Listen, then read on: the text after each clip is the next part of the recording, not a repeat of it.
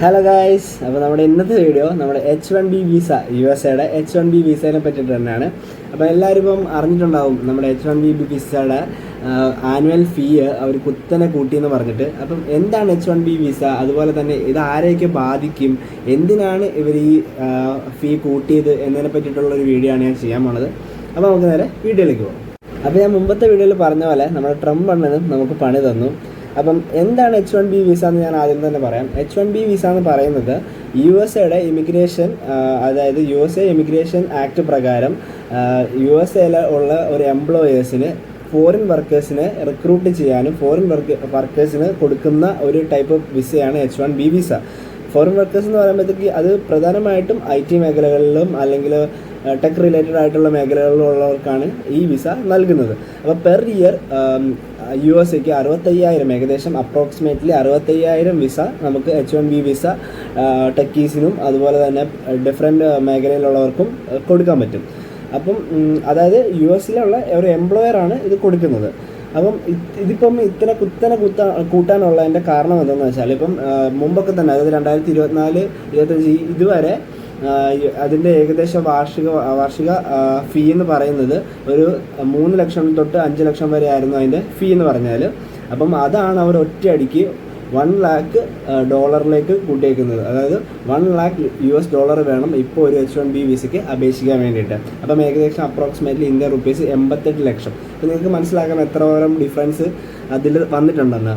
അപ്പം ഇതിൻ്റെ പ്രധാന കാരണം എന്തെന്ന് വെച്ചാൽ, ഫോറിൻ വർക്കേഴ്സിനെ ഫോറിൻ വർക്കേഴ്സിനെ റിക്രൂട്ട് ചെയ്യുന്നത് കുറയ്ക്കാൻ വേണ്ടിയിട്ടും, അതായത് അവരുടെ രാജ്യത്ത് വേണ്ടി ഉള്ള തന്നെ ടെക്കീസിനെയും അല്ലെങ്കിൽ വേറെ IT മേഖലയിലുള്ളവരെയൊക്കെ തന്നെയും റിക്രൂട്ട് ചെയ്യാൻ വേണ്ടിയിട്ടാണ് അവർ ഈ ട്രംപ് ഇപ്പോൾ ഇങ്ങനെയൊരു നിയമം ഒപ്പുവെച്ചേക്കുന്നത്.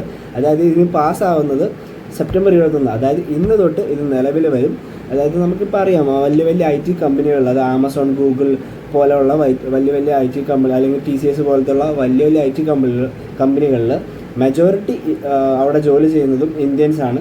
അതുകൊണ്ട് തന്നെ ഇത് ഇന്ത്യൻസിനെ സാരമായിട്ട് തന്നെ ബാധിക്കും. അവർ പറയുമ്പോൾ ഫോറിൻ വർക്കേഴ്സ് എന്ന് പറയുമെങ്കിലും അത് പ്രധാനമായിട്ടും ഇന്ത്യൻസ് നല്ലുള്ള ഒരു പണി തന്നെയാണ്. കാരണം എന്ന് വെച്ചാൽ 2024 കണക്കെടുക്കുകയാണെങ്കിൽ അതിവിടെ ഈ H1B വിസ കരസ്ഥമാക്കിയിരിക്കുന്നത് 71% ഇന്ത്യൻസ് ആണ്.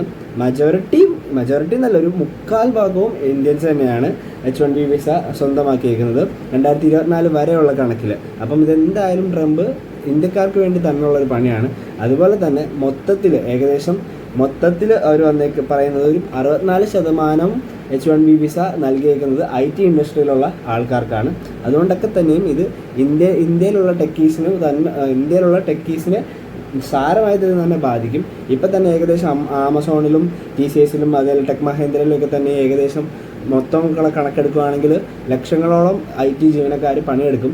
അവരെയൊക്കെ തന്നെയും ഇത് ബാധിക്കും. ഇപ്പം ഓൾറെഡി വിസ കാലയളവിലുള്ളവർക്കും പുതുക്കുന്ന സമയമാകുമ്പോഴത്തേക്ക് ഈ ഫീ തന്നെ നൽകേണ്ടി വരും. സോ ഇതൊരു നല്ലൊരു 8ൻ്റെ പണി തന്നെയാണ് ട്രംപ് ഇപ്പോൾ തന്നേക്കുന്നത്.